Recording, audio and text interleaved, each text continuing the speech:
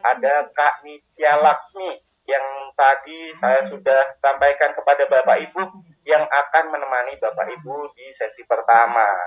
Oke, halo Kak Nitya. Sebelumnya saya akan panggilkan terlebih dahulu nih Bapak Ibu.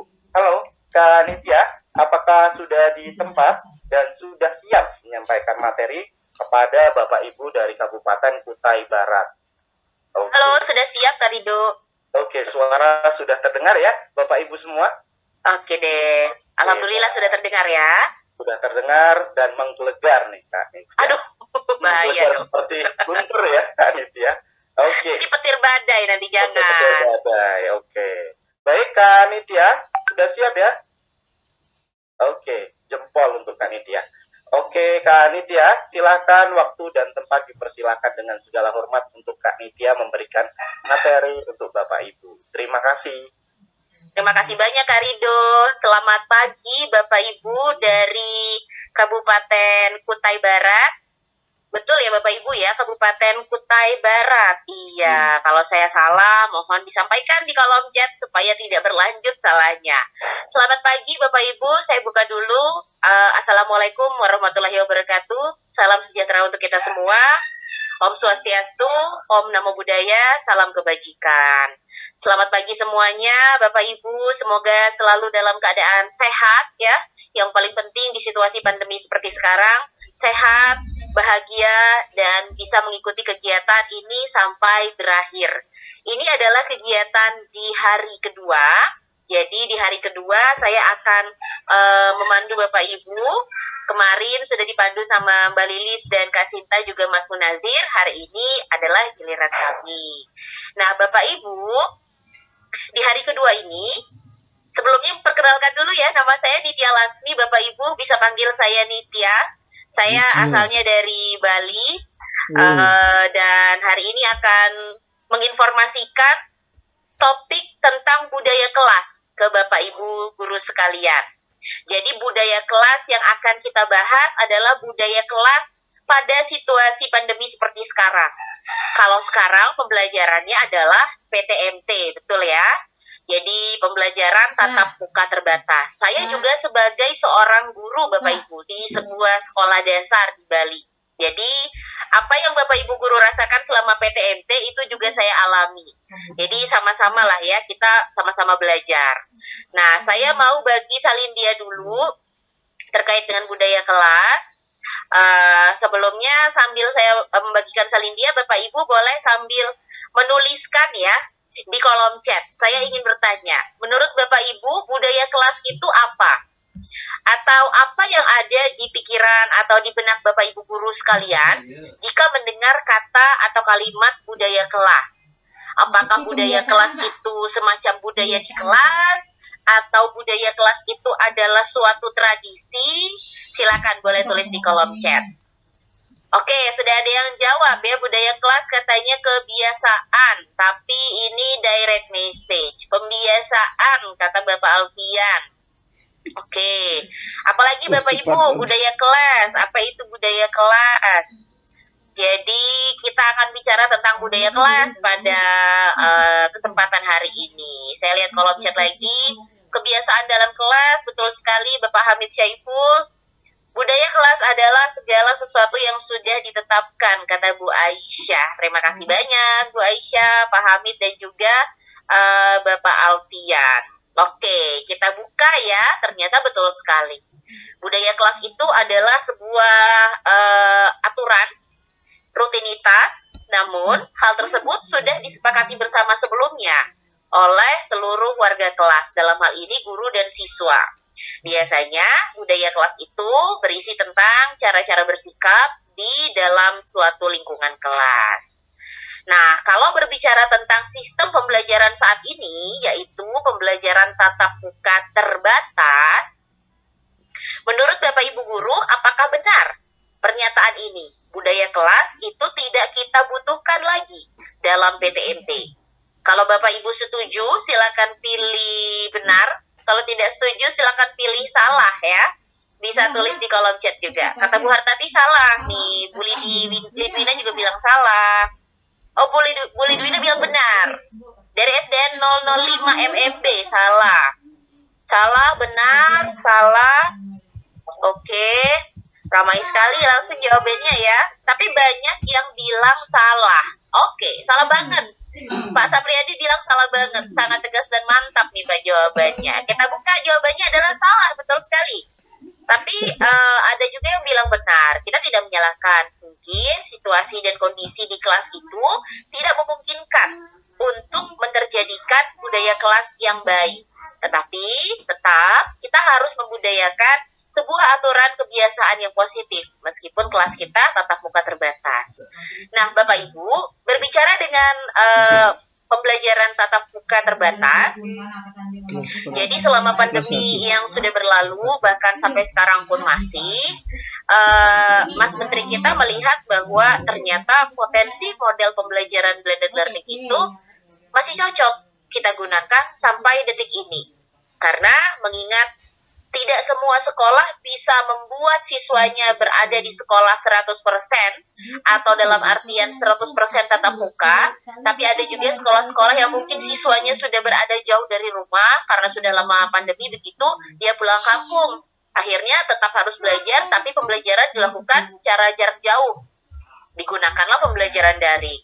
Maka dari itu, dengan kebijakan PTMT seperti sekarang, disarankan bahwa 30% prosentasenya dilakukan secara tatap muka. Artinya tidak banyak yang bisa kita lakukan di tatap muka itu.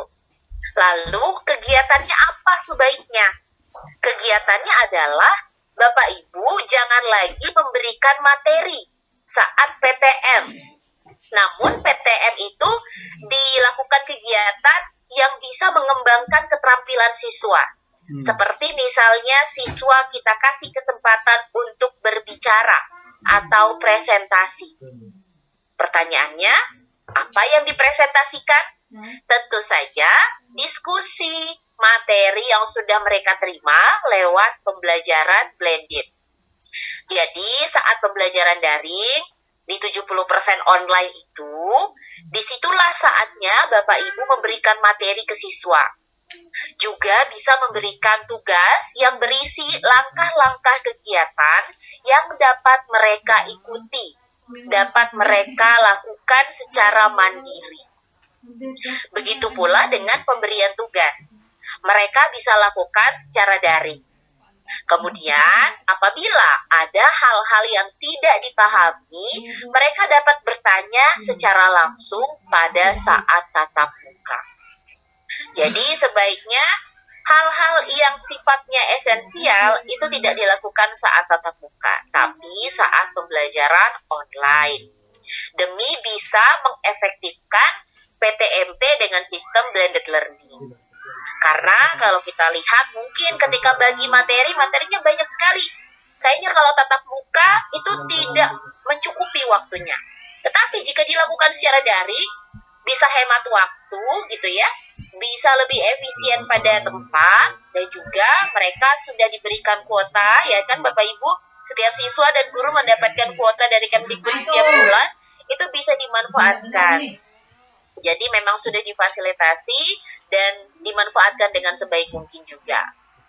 Nah, berkaitan dengan pembelajaran blended learning, karena semakin banyak digandrungi, semakin digunakan, maka itu terjadi karena pertama, pandemi COVID-19. Namun bukan hanya itu saja yang menjadi faktor penyebabnya. Jadi urgensi blended learning itu semakin tinggi karena yang kedua, fokus kurikulum 2013 yang tidak hanya menekankan pada sikap saja, tidak hanya menekankan pada pengetahuan saja, tapi juga bagaimana pengetahuan itu diterapkan oleh siswa, jadi keterampilan. Dan yang terakhir, yaitu perkembangan teknologi. Padahal itu diletakkan di paling atas ya, tapi saya sebutkan paling terakhir. Kenapa? Karena kalau sudah terampil dulu di sini, baru kita bisa menggunakan ini Bapak Ibu. Nah, adapun perkembangan teknologi itu sekarang menjadi poin penting juga dengan kaitannya mengembangkan budaya kelas positif dalam PTMT. Nah, apa kaitannya? Sebelum kita lanjut ke sana, saya mau ajak Bapak Ibu dulu untuk memberikan survei atau komentar atau tanggapan, tetapi melalui Menti.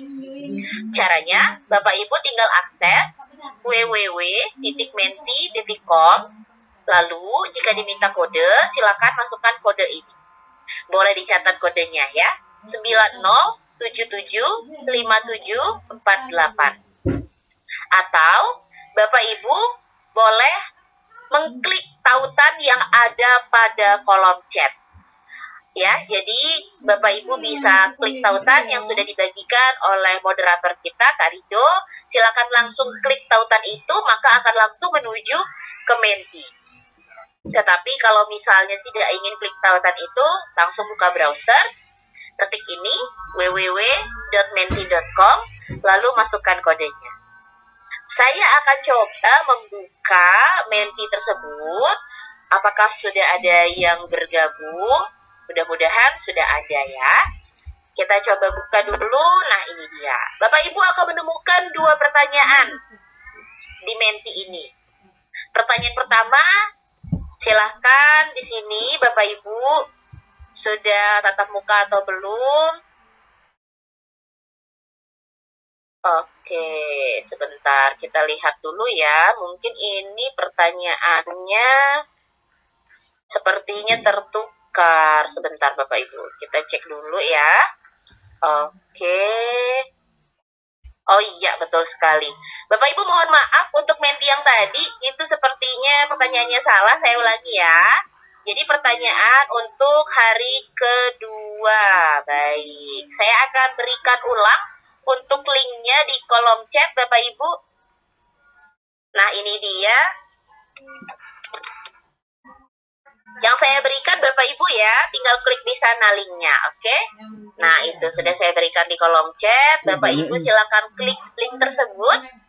Kemudian, iya, terima kasih Kak Sela sudah dibantu di backup juga. Nah, dari situ nantinya Bapak Ibu akan melihat nih hasil pertanyaan yang bisa Bapak Ibu guru isi surveinya ya. Saya coba buka di sini. Mudah-mudahan sudah ada yang bergabung. Oke, ini dia yang betul.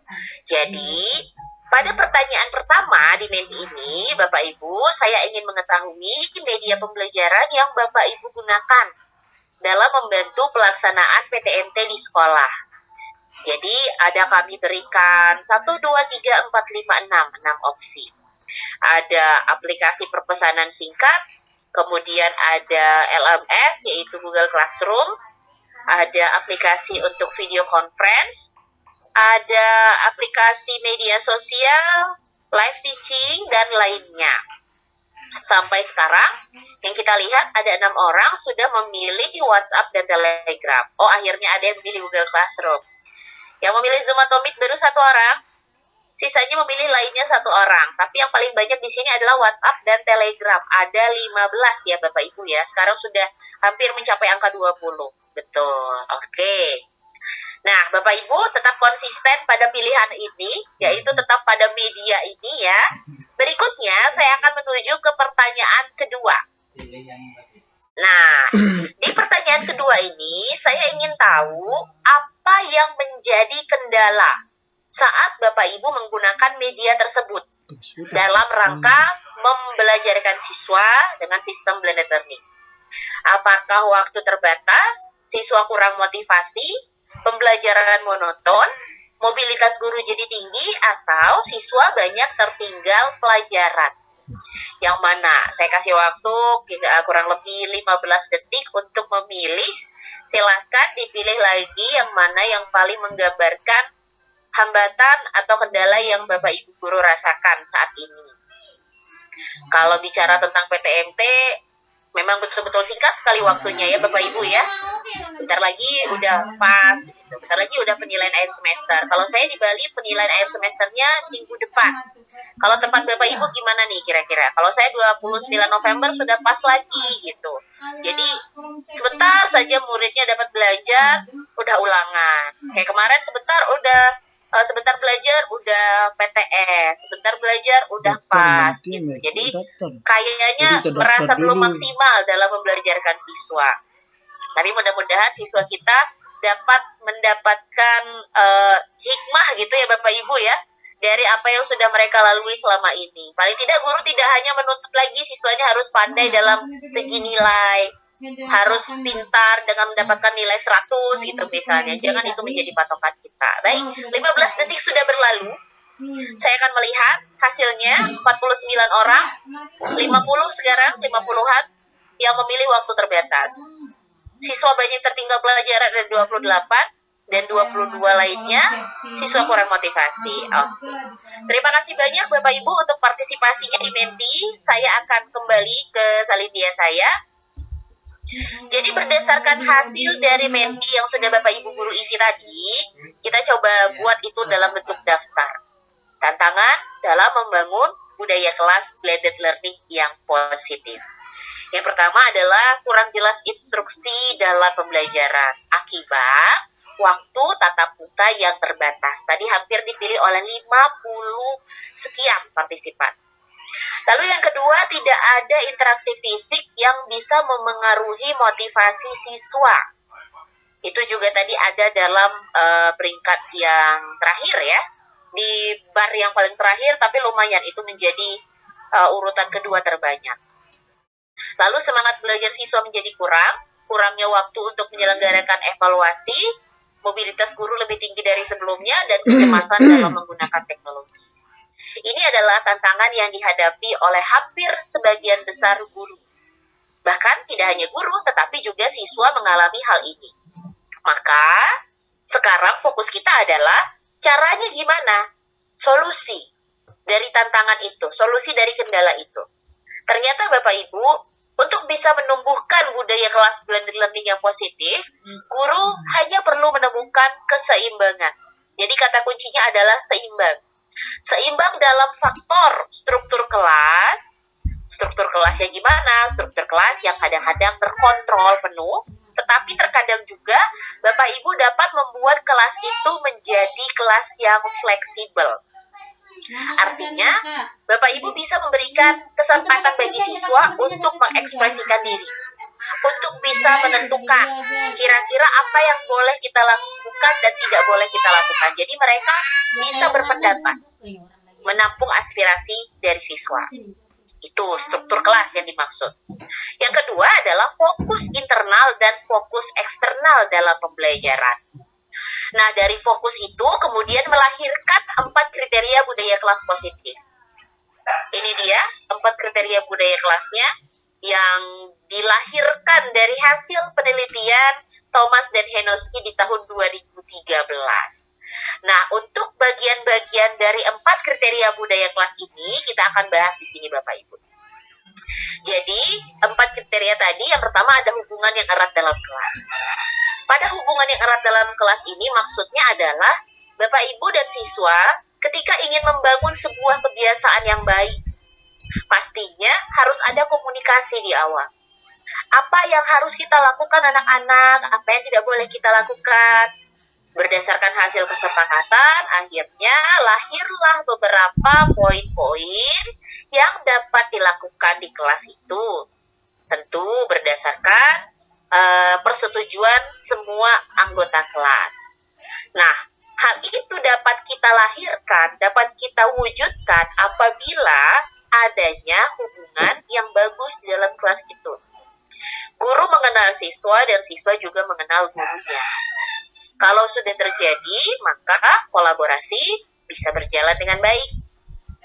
Siswa bisa menghormati gurunya, begitu pula guru bisa memiliki sikap saling peduli dengan siswa.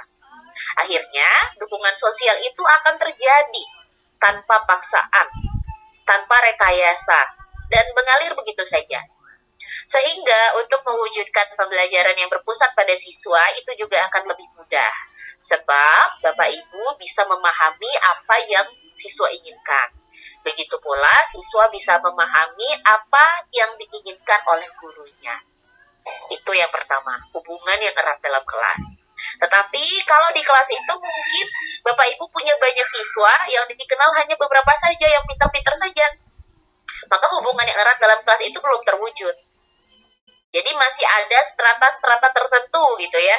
Oh, ini siswa saya yang pintar, yang nggak pintar nggak usah gitu. Jadi belum hubungan yang erat namanya. Nanti akan terjadi kesenjangan. berarti belum tercapai kriteria budaya kelas positif yang pertama. Itu Bapak Ibu. Kemudian yang kedua adalah lingkungan yang stabil pada bagian ini.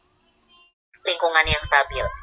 Jadi lingkungan yang stabil di sini maksudnya apa saja kebiasaan-kebiasaan yang Bapak Ibu miliki di kelas. Misalnya, sebelum mulai belajar, kelasnya dibersihkan dulu. Kemudian setelah dibersihkan, kalau saya di Bali itu ada ibadah bersama, sembahyang. Sebelum sembahyang itu kita menghaturkan canang sari, istilah sebagai sesajen begitu. Yang ada bunga-bunganya kita haturkan di tempat-tempat suci, dan itu dilakukan oleh murid bergiliran. Setelah itu mereka akan memimpin sembahyang itu. Kemudian bernyanyi. Salah satu lagu wajib dan lagu wajibnya adalah Indonesia Raya. Setelah itu mereka akan menyebutkan Pancasila, baru kemudian menyanyikan lagu daerah. Dan itu dilakukan saat pertemuan tatap muka. Saya tatap muka di kelas itu 3 kali seminggu, jadi dalam 3 kali seminggu itu wajib dilakukan di kelas saya. Jadi apabila Bapak Ibu juga memiliki kebiasaan-kebiasaan seperti itu, dan itu dilakukan secara terus-menerus, secara berkesinambungan, maka itu adalah suatu indikator yang mencirikan kelas Bapak Ibu sudah punya lingkungan yang stabil. Jadi rutinitas jelas, struktur jelas, prosedur jelas, supaya kelasnya menjadi teratur, dan manajemen kelasnya menjadi rapi. Seperti itu. Kemudian, setelah punya yang kedua, kita lanjut ke bagian nomor 3. Ada ekspektasi yang tinggi. Pada bagian ini, kadang-kadang ini sering diabaikan. Kenapa? Karena guru cenderung fokus pada bagaimana siswa mencapai tujuan, tanpa guru itu menyampaikan caranya gimana. Anak-anak kalian di semester ini nilainya harus di atas KKM ya. Kalau KKM kita 70, nilai kalian minimal 75. Tetapi guru tidak membantu siswa dalam upaya mencapai itu. Hanya disampaikan saja tujuannya. Itu juga salah. Jadi ekspektasi yang tinggi di sini tidak hanya harapan, tetapi juga action yang harus dilakukan. Supaya kembali ke yang nomor 1 tadi Bapak Ibu. Guru paham, siswa saya kebutuhan belajarnya seperti ini, cara mereka belajar seperti ini. Siswa kemudian juga tahu, oh guru saya pinginnya saya nilainya di atas KKM. Yang harus saya lakukan ternyata seperti ini menurut saran dari guru saya. Gitu. Sehingga jelas, tujuan pembelajarannya jelas, standar keberhasilan yang ingin dicapai juga bisa diupayakan. Nah, kalau praktiknya dalam kelas itu misalnya ketika Bapak Ibu menjelaskan tujuan pembelajaran, kemudian ketika Bapak Ibu menjelaskan persepsi ke siswa yang kontekstual. Itu juga bagian dari implementasi ekspektasi yang tinggi. Tetapi perlu diingat kembali Bapak Ibu bahwa kadang-kadang kita masih mengklasifikasikan siswa. Siswa ini kayaknya kurang nih, siswa ini lebih. Jangan diklasifikasikan seperti itu, tetapi baurkan mereka yang memang sudah memiliki kemampuan lebih, suruh mereka untuk berbagi ke kawannya. Yang belum, kasih mereka motivasi untuk mau bertanya lebih banyak. Jadi, semua siswa itu memang merasa diperlakukan adil. Itu ekspektasi yang tinggi. Lalu, yang keempat, budaya perbaikan terus-menerus. Nah, pada bagian ini, kata kuncinya adalah adaptabilitas atau penyesuaian. Penyesuaian seperti apa yang harus dilakukan? Guru menyesuaikan dengan kemampuan peserta didik. Guru menyesuaikan dengan kemampuan dan kebiasaan siswa. Jangan sampai kita tuntut siswa kita untuk menyesuaikan dengan karakteristik gurunya. Itu yang salah. Dan itu yang masih banyak terjadi. Tapi siswa saya banyak. Gimana cara saya bisa menyesuaikan? Caranya dengan yang ini tadi Bapak Ibu. Membangun hubungan yang erat dalam kelas.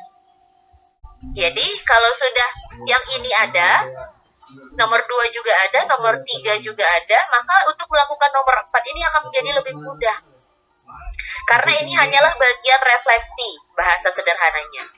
Jadi setelah semua kegiatan pembelajaran selesai, Bapak Ibu ingin melakukan refleksi ke siswa, memberikan pertanyaan, kira-kira anak-anak apa ya yang masih kurang dalam pembelajaran kita tadi? Apa yang ingin kalian sampaikan sebagai saran atau masukan untuk pembelajaran kita besok? Jadi dengan cara seperti itu, siswa akan merasa aspirasi mereka diterima, guru membebaskan mereka untuk berkreativitas dan bereksperimen, sehingga antusiasme siswa dalam belajar juga akan lebih meningkat. Bayangkan saja ketika Bapak Ibu mungkin mengikuti sebuah kelas, tetapi kelas itu ketika Bapak Ibu memberikan saran atau masukan, masukan itu tidak diterima. Akibatnya apa? Akibatnya mungkin Bapak Ibu akan menjadi tidak tertarik, ya kan? Buat apa saya ikut kelas ini? Toh saran saya tidak didengar. Saya tidak memiliki kontribusi apa-apa, untuk apa juga saya terlibat gitu. Begitu pula dengan siswa. Maka dari itu, apabila ingin mewujudkan budaya kelas yang bagus, yang positif, maka 4 kriteria ini harus ada. Minimal ada sedikitlah kadarnya, meskipun tidak semua. Nah, apa yang terjadi kalau misalnya kriteria budaya kelas itu hanya ada 2 atau 1, atau ada 3 saja? Artinya tidak semua ada. Nah, ini dia. Kita lihat dulu sebuah studi kasus di sini. Bapak Ibu, mari kita bersama-sama menyimak studi kasus ini. Saya akan membacakan sebuah ilustrasi. Bapak Ibu bisa bayangkan ya. Nanti kalau misalnya sudah mendapatkan jawabannya, boleh tulis di kolom chat. Saya akan tunggu jawabannya di kolom chat. Jadi Bapak Ibu, dalam sebuah situasi kelas nih, ada guru, ada siswa, ya. Guru ini sangat bagus di kelas karena dia memiliki ekspektasi yang tinggi ke siswa. Kemudian dia juga sudah membuat sebuah aturan-aturan, kebiasaan-kebiasaan yang dilakukan secara terus-menerus. Artinya sudah ada indikator membangun lingkungan kelas yang stabil. Sudah ada 2 ya. Tetapi guru ini tidak mau membangun hubungan yang erat. Jadi kenal sama siswa juga enggak gitu. Dia paling tahu nama tapi lupa wajahnya siapa. Dan juga ketika diberi masukan oleh siswanya, guru tidak mau menghiraukan hal tersebut, alias tidak membangun budaya perbaikan. Nah, menurut Bapak Ibu guru dari Kabupaten Kutai Barat, kira-kira seperti apa situasi kelas yang akan terjadi? Saya tunggu jawabannya di kolom chat.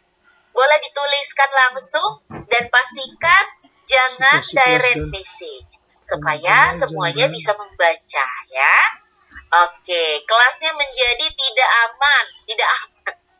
Betul, mungkin siswa merasa terintimidasi ya Bapak Ibu ya. Baik. Siswa kurang termotivasi katanya. Siswa kaku, betul. Ini kenapa semuanya menjadi direct message ini? Dari Bapak SDN 010 Bongan, terjadi kesenjangan sosial sehingga siswa-siswi tidak bisa mengalami pengembangan yang baik. Siswa menjadi pasif katanya, betul. Terasa monoton, kata Bu Ernest, berjalan tanpa keharmonisan. Bu Ramla atau Bapak Ramla bilang tidak aman. Terkesan pilih kasih.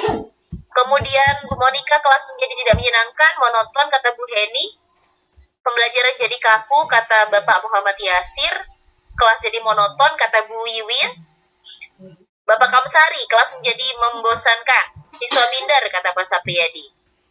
Siswa bosan, siswa pasif, anak-anak tidak peduli dengan teman kata Bu Anawati. Kata Bapak Rano bilang monoton. Siswa jadi tidak bersemangat kata Ibu Penina. Baik. Pembelajaran tidak menyenangkan, hilang kepercayaan diri. Betul sekali Bapak. Hubungan kurang peduli, iya. Jadinya siswa kayak bodoh amat gitu ya Bapak Ibu ya. Mau gurunya ngajar apa juga dia bodoh amat. Dia jadi tidak mendengarkan. Hakikat belajar dia tidak dapatkan. Betul, kurang percaya diri. Rata-rata jawaban yang negatif ya Bapak Ibu. Anak sibuk sendiri kata Bu Mastika. Oke, Bu Maria siswa pasif, kurang pendekatan, betul. Berarti di sini kita bisa lihat bahwa apabila kriteria pembelajaran atau kriteria budaya kelas positif itu tidak semuanya kita terapkan. Yang terjadi adalah kelas kita menjadi kelas yang tidak positif. Kelas kurang atau tidak stabil. Betul. Berarti apa Bapak Ibu? Kesimpulannya bahwa semua kriteria budaya kelas itu harus kita implementasikan secara seimbang. Supaya kelas kita menjadi kelas yang memiliki kebiasaan-kebiasaan baik dari segi perilaku maupun empati siswa juga bisa muncul. Jadi akan lebih mudah. Ibaratnya ketika kita ingin menjalin sebuah relasi dengan teman, dengan sahabat, kalau memang tidak komplit, tidak klop, ya tidak bisa. Tapi kalau sudah klop dengan siswanya, apapun aktivitasnya akan menjadi menyenangkan. Oke. Bapak Ibu, terima kasih banyak untuk partisipasinya, memberikan komentar di kolom chat, sangat saya apresiasi sekali. Bu Isma Sari, terima kasih. Pak Muhammad Yasir, terima kasih. Pak Darman, Pak Sukamto, Pak Masudi, Bu Rida, Bu Mastika, Bu Maria, terima kasih banyak. Dan yang lain-lain juga tidak bisa saya sebutkan satu persatu. Luar biasa, Bapak Ibu dari Kabupaten Kutai Barat. Nah, maka dari itu, caranya sekarang kita akan menggabungkan implementasi budaya kelas positif dengan LMS ruang kelas. Bagian ini Bapak Ibu boleh difoto atau di screenshot karena ini adalah intisari dari topik kita hari ini. Jadi nantinya Bapak Ibu akan mencoba menggunakan ruang kelas, ya kan? Nah, untuk implementasi lingkungan yang stabil, nanti Bapak Ibu akan coba obrolan kelas dan daftar hadir. Ya, jadi untuk lingkungan yang stabil akan coba obrolan kelas dan daftar hadir. Lalu untuk ekspektasi yang tinggi, Bapak Ibu akan mencoba fitur kolom deskripsi materi. Berikutnya, untuk implementasi hubungan yang erat dengan siswa, Bapak Ibu akan mencoba fitur obrolan kelas juga, sama seperti lingkungan yang stabil tadi. Jadi, obrolan kelas bisa diimplementasikan untuk dua kriteria, lingkungan stabil dan hubungan yang erat dengan siswa. Kemudian, untuk bisa menumbuhkan budaya perbaikan terus-menerus dengan LMS ruang kelas, Bapak Ibu akan mencoba fitur kolom komentar materi. Jadi, ini dia kesimpulan dari apa yang saya sampaikan pada hari ini. Ini yang akan Bapak Ibu guru coba sebentar lagi dengan instruktur untuk mengimplementasikan kriteria budaya kelas positif yang ada di sini. Nah, berkaitan dengan kriteria budaya kelas positif, karena kelas kita saat ini campuran, blended gitu Bapak Ibu ya, berarti kita lebih banyak juga menggunakan internet atau daring. Ternyata ini satu informasi juga bagi Bapak Ibu guru, dari hasil data BPS, siswa-siswi kita ternyata menaruh prioritas mengerjakan tugas ketika akses internet itu pada poin ketiga. Belum menjadi prioritas pertama. Masih di urutan ketiga. Sedangkan tujuan utama adalah akses media sosial. Baru yang kedua adalah cari hiburan. Karena udah bosen gitu ya, aduh di rumah aja hiburannya cuma bisa lewat media sosial, lewat YouTube, kayak gitu-gitu Bapak Ibu. Baru kemudian mereka tersadar bahwa mereka juga harus mengerjakan tugas, makanya baru deh buka internet, ya udah yang terakhir buat mengerjakan tugas sekolah atau kuliah. Ternyata masih belum prioritas ya.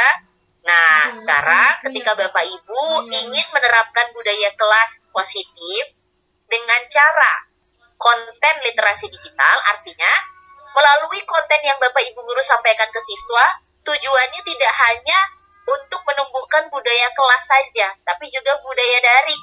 Jadi sekali merengkuh dayung, 2-3 pulau terlampaui. Gimana siswa kita bisa bagus berinteraksi di dunia maya, juga mereka dapat mengimplementasikan hal itu saat kegiatan pembelajaran secara daring. Nah, caranya adalah Bapak Ibu bisa menanamkan budaya daring yang positif ke siswa. Bisa mengenalkan etika berinternet atau disebut juga netiquette. Jadi, netiquette ini adalah internet etiquette atau network etiquette, di mana etika yang bisa dipelajari oleh siswa ketika berinteraksi di ruang digital. Sehingga dari hal tersebut nantinya Bapak Ibu dapat mengajak mereka untuk membuat kesepakatan kelas. Apa yang boleh dan tidak boleh dilakukan ketika pembelajaran daring berlangsung. Misalnya, Bapak Ibu bisa membuat daftar. Oh, yang boleh dilakukan adalah anak-anak ketika ingin bicara lewat Zoom, raise hand dulu ya, angkat tangan. Jangan langsung membuka pelantang lalu ngomong tanpa dipersilahkan. Itu. Yang kedua, jangan memberikan komentar-komentar dengan bahasa yang tidak sopan. Karena itu bisa dibaca oleh semua orang. Nah, seperti itu. Yang boleh apa? Yang boleh tulis atau menggunakan nama yang bagus di username-nya. Jangan pakai nama yang aneh-aneh. Begitu. Jadi, sambil mereka belajar tentang netiquette, mereka juga implementasikan itu saat pembelajaran daring. Atau kalau Bapak Ibu merasa, aduh kayaknya banyak sekali ya panitia hal yang harus saya bagikan ke siswa saya, belum lagi saya harus memberikan materi. Sekarang saya harus memberikan tentang literasi digital juga. Itu kayaknya terlalu beban bagi guru-guru.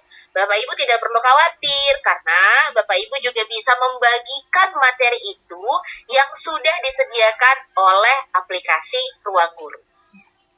Namanya Ruang Literasi Digital, nama kontennya konten literasi digital, dan itu gratis.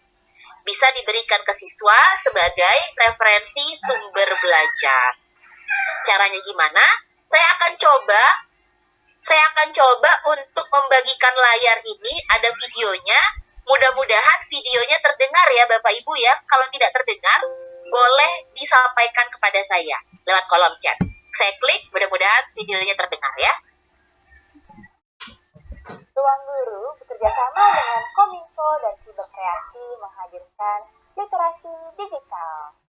Literasi digital adalah platform belajar daring yang memberikan panduan belajar cerdas dalam mengoperasikan teknologi digital untuk meningkatkan kecakapan dalam bermedia di ruang digital. Di dalam literasi digital akan ada banyak topik yang diberikan secara gratis dan juga eksklusif loh. Topik pertama, seputar keamanan diri saat menggunakan media sosial dan berbagai platform digital. Kedua, menerapkan nilai-nilai toleransi di media sosial. Ketiga, menguasai penggunaan perangkat dan pemanfaatan internet. Terakhir, mempelajari etika dan cara mewaspadai konten negatif, termasuk penipuan, di platform digital. Untuk dapat mengakses literasi digital, langkahnya mudah kok. Yuk kita lihat. Pertama, buka aplikasi Ruang Guru. Kedua, pilih salah satu jenjang kelas dari kelas 4 SD hingga 12 SMA atau SMK dan juga kelas pelatihan guru SD hingga SMA. Setelah itu, klik semua pelajaran dan pilih literasi digital. Sekarang, kamu sudah bisa mempelajari puluhan video pembelajaran dan juga infografis mengenai literasi digital. Ayo bersama kita wujudkan bangsa Indonesia yang semakin cakap digital. Oke, Bapak Ibu terima kasih banyak. Tadi mohon maaf ya kalau suaranya ada yang bilang kecil begitu atau kurang terdengar. Nanti Bapak Ibu bisa dapatkan kembali di rekaman Zoom kita ya. Terima kasih banyak untuk yang sudah merespon tadi. Ada Pak Syahril, Bu Elizabeth, Bu Debi dari SDN 007, Bu Izati, Bu Rian, ada Bu Kristina, Bapak Yasir, Bu Veronica, Bu Kris, Kutai Barat. Terima kasih banyak sudah merespon dan menginfokan ke saya di kolom chat. Baik. Jadi itu dia Bapak Ibu caranya. Nanti boleh buka aplikasi Ruang Guru, kemudian cari di sana ada konten literasi digital, Ruang Literasi Digital ya. Nah, jadi untuk Bapak Ibu nanti juga akan disampaikan caranya gimana untuk membagikan video-video tersebut ke dalam materi yang akan diberikan ke siswa. Nah, untuk bagian itu lebih lengkapnya akan disampaikan oleh Kak Stella. Maka, karena sekarang sudah tampil ya Bapak Ibu ya, tutorial penggunaan ruang kelas. Berarti sekarang sudah saatnya saya pamit undur diri. Terima kasih banyak. Bapak Ibu sudah berpartisipasi mengikuti kegiatan ini, mendengar penyampaian dari saya. Kita ketemu lagi besok. Sekarang saatnya dilanjut oleh Kak Stella. Saya akhiri dengan wassalamualaikum warahmatullahi wabarakatuh. Salam sejahtera.